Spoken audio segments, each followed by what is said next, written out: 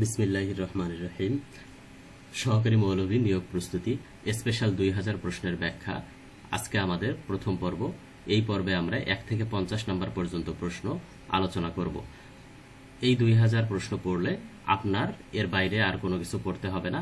আশা করা যায় ইনশাআল্লাহ সহকারী মৌলভী নিয়োগ পরীক্ষায় আপনি ভালো ফলাফল করতে পারবেন। 1 নম্বর প্রশ্ন, আল কোরআনের কোন সূরাকে উম্মুল কুরআন বলা হয়? আল কোরআনের কোন সূরাকে উম্মুল কুরআন বলা হয়? এর উত্তর হচ্ছে সূরা ফাতিহা। এর উত্তর হচ্ছে সূরা ফাতিহা। 2 নম্বর প্রশ্ন, তহারাত শব্দের আবিধানিক অর্থ কি? তহারাত শব্দের আবিধানিক অর্থ পবিত্রতা অর্জন করা। 3 নম্বর প্রশ্ন, ইলমে নাহু এর মূল আলোচ্য বিষয় কি? ইলমে নাহু এর মূল আলোচ্য বিষয় বাক্যের গঠন ও শব্দের শেষ অবস্থা। ইলমে নাহুর মূল আলোচ্য বিষয় বাক্যের গঠন ও শব্দের শেষ অবস্থা। 4 নম্বর প্রশ্ন, মিশকাতুল মাসাবিহ গ্রন্থটি কে সংকলন করেন? বিখ্যাত যে গ্রন্থ মিশকাতুল মাসাবি, এটি সংকলন করেন আল্লামা তিবরিজি রাহিমাহুল্লাহ। আল্লামা তিবরিজি রাহিমাহুল্লাহ। 5 নম্বর প্রশ্ন, উজুর ফরজ কয়টি? উজুর ফরজ 4টি। উজুর ফরজ 4টি। 6 নম্বর প্রশ্ন, ফিকহুল আকবার গ্রন্থটি কে রচনা করেন? এই গ্রন্থটি রচনা করেন ইমাম আবু হানিফা রহিমাহুল্লাহ। ইমাম আবু হানিফা রহিমাহুল্লাহ। 7 নম্বর প্রশ্ন, সিগা বা সিগাতুন শব্দটি কোন শাস্ত্রের পরিভাষা? আমরা সবাই জানি সিগা হচ্ছে সরফ শাস্ত্রের পরিভাষা, যেটাকে আমরা মিজান বলে থাকি। মিজানের মধ্যে সিগা বাহাস এগুলো আছে। 8 নম্বর প্রশ্ন, সূরা আল বাকারার মোট আয়াত কত? সূরা আল বাকারার মোট আয়াত হচ্ছে 286টি। 286টি। 9 নম্বর প্রশ্ন, মদের হরফ কয়টি? মদের হরফ 3টি, আলিফ ওয়াও ইয়া। 10 নম্বর প্রশ্ন, আল কুদুরি কোন মাযহাবের ফিকাহ গ্রন্থ? আল কুদুরি হচ্ছে হানাফি মাযহাবের ফিকাহ গ্রন্থ। ইমাম আবু হাসান আহমদ আল কুদুরি এই গ্রন্থটি রচনা করেন। 11 নম্বর প্রশ্ন, জাহাবা শব্দটি কোন ফেল? জাহাবা শব্দটি হচ্ছে ফেলে মাজি বা অতীতকালের, ফাআলা ওজনে জাহাবা। 12 নম্বর প্রশ্ন, সালাতুল জানাজায় কয়টি তাকবীর বলতে হয়? সালাতুল জানাজায় 4টি তাকবীর বলতে হয়। 13 নম্বর প্রশ্ন, নাসিব দ্বারা আরবি কবিতায় কি বোঝানো হয়? নাসিব দ্বারা আরবি কবিতায় সূচনা বা ভূমিকার প্রেম গাথা বোঝানো হয়। আরবি কবিতার একটা রীতি আছে, সেটা হচ্ছে যে ভূমিকায় রোমান্টিক বা হচ্ছে প্রেমের কিছু গল্প তুলে ধরা হয়, তো সেটাকে আমরা নাসিব বা নাসাব বলে থাকি। 14 নম্বর প্রশ্ন, আল কোরআনের প্রথম হাফেজকে? আল কোরআনের প্রথম হাফেজ হচ্ছে আমাদের প্রিয় নবী হযরত মুহাম্মদ সাল্লাল্লাহু আলাইহি ওয়াসাল্লাম। তায়াম্মুমের ফরজ কয়টি? তায়াম্মুমের ফরজ 3টি। তায়াম্মুমের ফরজ 3টি, যথা হচ্ছে নিয়ত করা, মুখমণ্ডল মাসেহ করা এবং 2 হাতের কনুই সহ মাসেহ করা। ইলমুস সরফের জনককে? ইলমুস সরফের জনক হচ্ছে মুয়াজ বিন মুসলিম আল হাররা রাদিয়াল্লাহু আনহু। মুয়াজ বিন মুসলিম আল হাররা রাহিমাহুল্লাহ।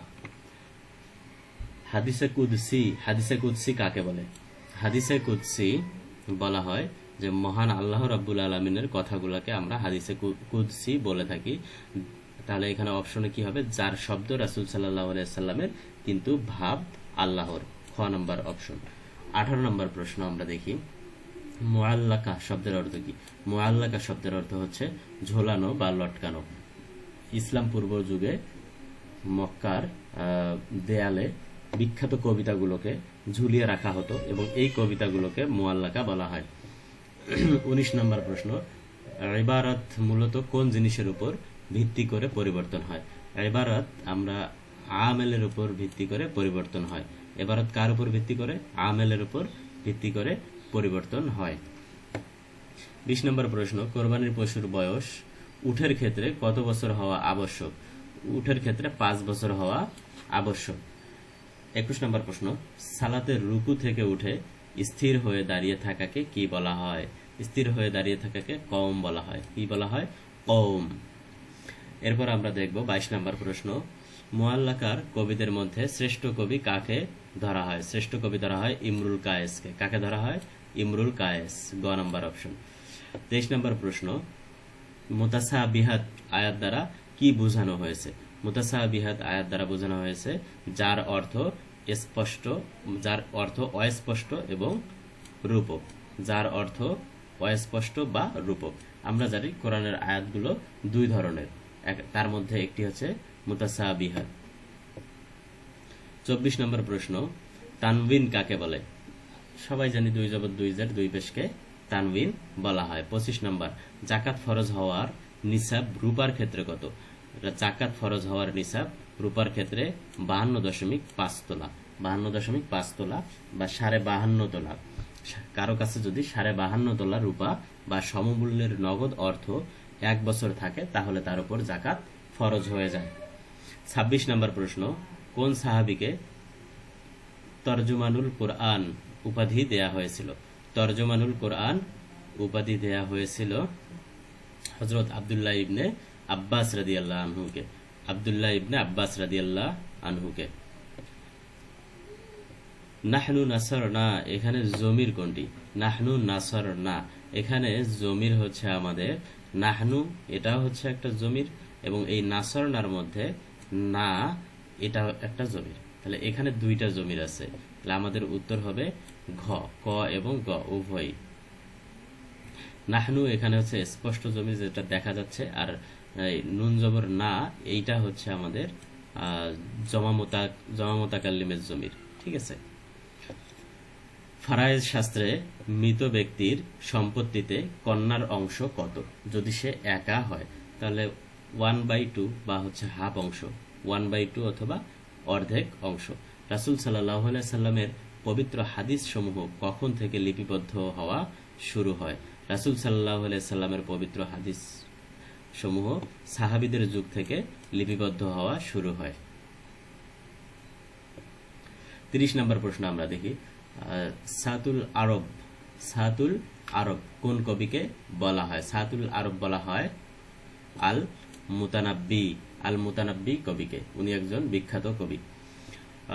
31 নম্বর, আল ইসিম এর প্রধান কাজ কি? অর্থাৎ ইসিমের প্রধান কাজ হচ্ছে কোনো কিছুর নাম বোঝানো। ইসিমের প্রধান কাজ, ইসিম মানে হচ্ছে নাউন, নাউন বলতেই আমরা কি বুঝি? কোনো কিছুর নামকে বুঝি। কোরবানি কার উপর ওয়াজিব? কোরবানি সাহেবে নিসাব ব্যক্তির উপর ওয়াজিব। নিসাব পরিমাণ সম্পদের মালিক হলে জিলহজ মাসের 10, 11 এবং 12 তারিখে কোরবানি করা ওয়াজিব। এখন নিসাব বিভিন্ন ধরনের নিসাব আছে, আমরা একটু আগে পড়ে আসলাম। রূপার ক্ষেত্রে কত? 52.5 তোলা। মাক্কি সূরা মূলত কোন সময়কে নির্দেশ করে? আমরা মোটামুটি একটা ধারণা রাখি যে মক্কায় যে সকল সূরা অবতীর্ণ হয়েছে সেগুলোকে মাক্কি সূরা।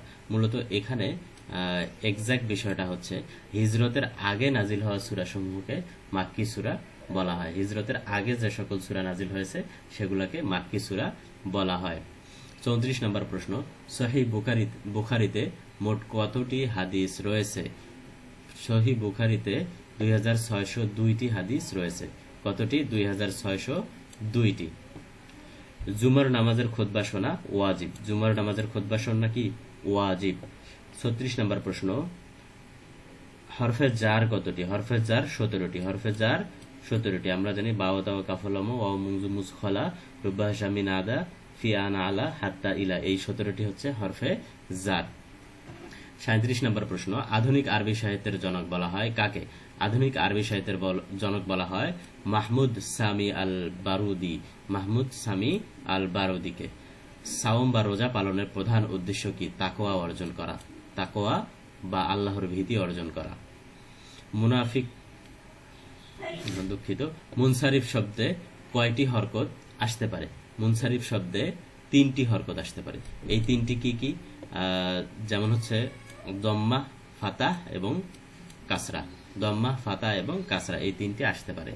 40 নম্বর, খুলুফ বলতে হাদিসে কি বোঝানো হয়েছে? খুলুফ বলতে রোজাদারের মুখের গন্ধকে বোঝানো হয়েছে। 41 নম্বর প্রশ্ন আমরা দেখি, আল কোরআনের কোন সূরাটি দুবার নাজিল হয়েছে? সূরা আল ফাতিহা। সূরা আল ফাতিহা। আমরা হচ্ছে 42 নম্বর প্রশ্নটা দেখি, মাফুলে মুতলাক কেন ব্যবহৃত হয়? মাফুলে মুতলাক ব্যবহৃত হয় কাজের গুরুত্ব বা তাকিদ দেওয়ার জন্য। যেমন হচ্ছে নাসারতু, নাসরান, দরাবতু, দরবান, এগুলো হচ্ছে মাফুলে মুতলাক। এরপর আমরা দেখব 43 নম্বর প্রশ্ন, ইমাম কুদুরি রহিমাহুল্লাহ এর পূর্ণ নাম কি? আহমদ বিন মুহাম্মদ, আহমদ বিন মুহাম্মদ। 44 নম্বর, হজের ফরজ কয়টি? হজের ফরজ 3টি। হজের ফরজ 3টি কি কি? ইহরাম বাঁধা, আরাফাতের ময়দানে অবস্থান করা এবং তাওয়াফে জিয়ারত করা। 45 নম্বর প্রশ্নের উত্তর আমরা দেখি, হাদিসে মোতাওয়াত্তির কাকে বলে? হাদিসে মোতাওয়াত্তির হচ্ছে যা এত বিপুল সংখ্যক লোক বর্ণনা করেছেন যে মিথ্যা হওয়ার কোনো সম্ভাবনা নেই, তাকে হাদিসে মোতাওয়াত্তির বলা হয়। 46 নম্বর প্রশ্ন আমরা দেখি, আল কামুস নামক আরবি অভিধানটি কে লিখেছেন? এটা লিখেছেন ফিরোজাবাদী। এটা কে লিখেছেন? ফিরোজাবাদী। আল কামুস আল মুহিত আরবি ভাষার অন্যতম বিখ্যাত 2টি গ্রন্থ, যেই 2টি গ্রন্থ কে লিখেছেন? ফিরোজাবাদী। 47 নম্বর প্রশ্ন আমরা দেখি, মারফুয়াত শব্দে মারফুয়াত বা পেশযুক্ত এসএম মোট কতটি? মারফুয়াত বা পেশযুক্ত এসএম হচ্ছে মোট 8টি। 48 নম্বর প্রশ্নটা আমরা দেখব এখন, ইসলামের প্রথম মুয়াজ্জিনকে? হযরত বেলাল রাদিয়াল্লাহু আনহু। হযরত বেলাল রাদিয়াল্লাহু আনহু। কুদুরি কিতাবে কিতাবুত তাহারাত এর পরে কোন অধ্যায় রয়েছে?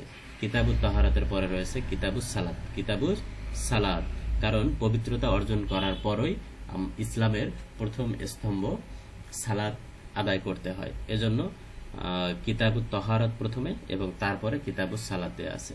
50 নম্বর এবং আজকের পর্বের সর্বশেষ প্রশ্নটি আমরা দেখব, আল কোরআনে সিজদার আয়াত কতটি? এটি খুবই গুরুত্বপূর্ণ। এটি খুবই গুরুত্বপূর্ণ। আল কোরআনে সিজদার আয়াত 14টি। সিজদার আয়াত কতটি? 14টি। আমাদের পরবর্তী ভিডিও দেখার জন্য আপনাদের সবাইকে আমন্ত্রণ জানাচ্ছি এবং আজকের ভিডিও এখানেই শেষ করছি। ধন্যবাদ।